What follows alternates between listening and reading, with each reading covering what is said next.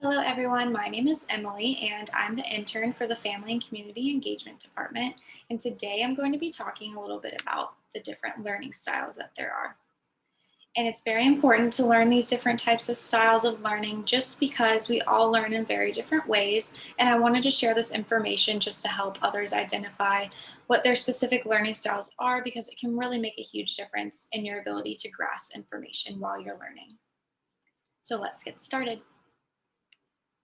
So first we have the auditory learner, and this type of learner will grasp a lot of information by listening and hearing.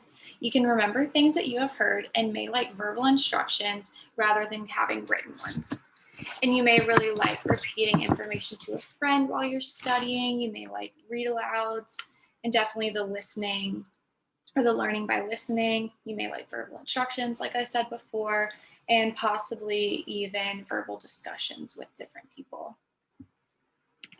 And next, we have the reading and writing learner. And for this style, it may come very naturally for you to grasp and remember information from reading and writing down information. So on the slide, I have reading books and reading textbooks, possibly for class. You may find a lot of joy in reading the dictionary, learning different vocabulary, different words to use, and as well as taking notes. And next we have the visual learner. I personally am a visual learner, so everything listed on this slide has become very useful for me and my learning. And I've really recognized the importance of adding color, pictures, and underlining and circling words while I write. So if you're also a visual learner, you may really like to learn by looking at graphs, charts, colors, and taking notes on your own. And if you're a visual learner, you will really learn just by seeing things. And on the slide, I have graphs, charts, note taking. You may really like circling words while you're writing notes or underlining, color coding, highlighting. You may like to use flashcards.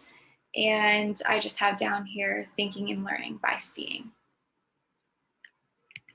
And next we have the kinesthetic learner. And if you're this type of learner, you may like to incorporate different types of movement while you're learning and retaining new types of information. You may like to walk around while you're reading or learning this different types of information. You may like to swing or ride a bike while you're reading or just listening to others speak with you. And you may like to physically touch material while you're learning. You may like to hold a book. You may like to hold an iPad while you're reading or maybe your phone.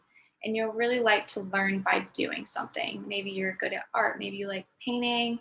Maybe you like drawing while you're learning. So I have down here just physical movement, learning by doing, like I just talked about, the tactical, different types of activities, and hands-on activities.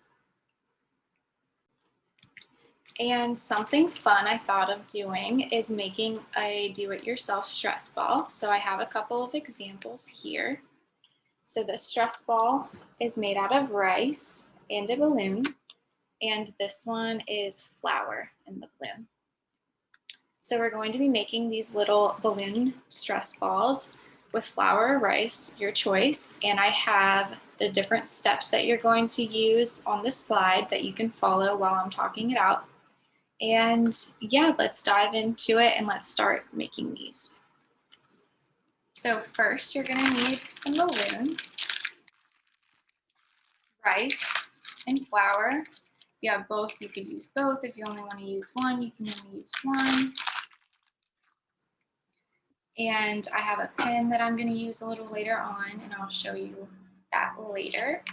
And if you have a funnel, you can use a funnel. I personally do not have a funnel, so I'm going to be using a used water bottle. And I'm just gonna take the top off of this.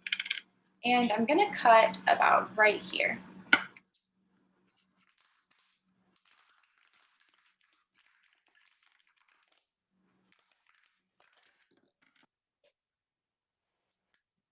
So you should have something that will look like this if you're using a water bottle without the cap on it. And what you're gonna do next is grab the balloon, and you're gonna put the balloon on the end of the water bottle, like so.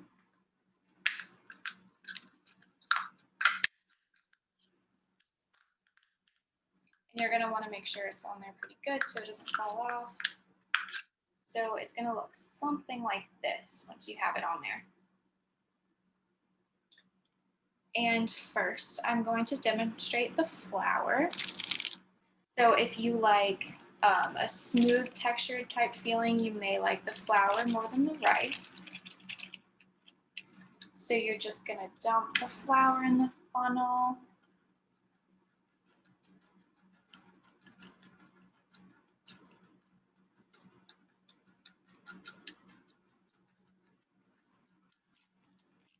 And maybe a little difficult for it to go down into the balloon, if you can see here. So this is what I'm going to use my pen for. And I'm just going to push the flour down into the balloon, like so.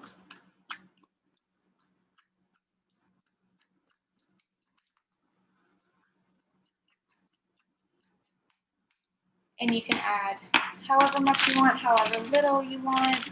I'm going to add just a little bit more.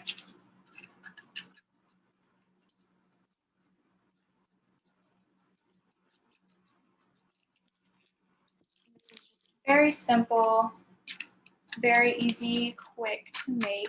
And the flour does make a little bit of a mess, so you might want to have a couple of paper towels around just to clean up a little bit. So once you have all the flour down in there that you want, my flour is going up to about here. You're going to take the balloon off of the water bottle.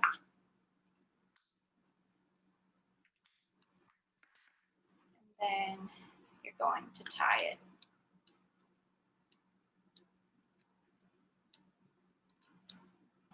And once you have it tied, this is what it's going to look like. It's very easy to squish around, and this is the very soft type of texture. If you like that version, then this will be good for you. And next, I'm going to make the stress ball with the rice. So like before, you're going to put the balloon on the end of the water bottle or the funnel, whichever you're using. You're just going to take the rice, you're going to dump it in.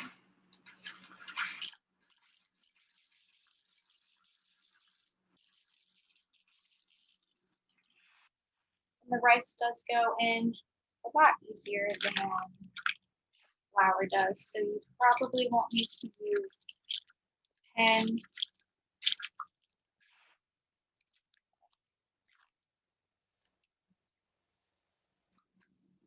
might want to kind of pull on it to make sure it all goes down in there. And once you have as much as you'd like, my rice is going up to here. You can take the balloon off. You're just going to tie the balloon once it's off the water bottle or the funnel.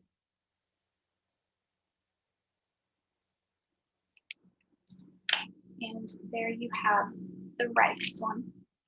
And if you can see on here the different type of texture, it's more like a rough type of texture. So if you are someone that likes rough textures, you might like this a lot more than the flour one.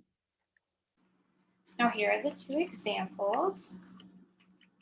And they're both very quick and easy to make. And I hope that you will find joy in using these. I know I'm personally going to use these myself, just when I'm studying or reading or doing anything like that. And if you're a kinesthetic learner, you may really like this tactical touch and feel type thing. And next, here are just some examples that I have of different learning activities. So connect for spelling, changing scenery while you're reading or studying, maybe going from the living room to the dining room, or maybe even your bedroom, walking while reading. Hopscotch with letters or numbers could be really good tools to use while incorporating learning styles. And then I have 3 examples of different learning style assessments that you can take, and each of them will be asking different things, such as what do you like when you're studying, what do you not like when you're studying, and they're very, very useful in understanding how you like to learn, what helps you learn best, And I have these split up into which grade you're in. And also, if you're an adult, you can also take one. I have one on here that works best for adults.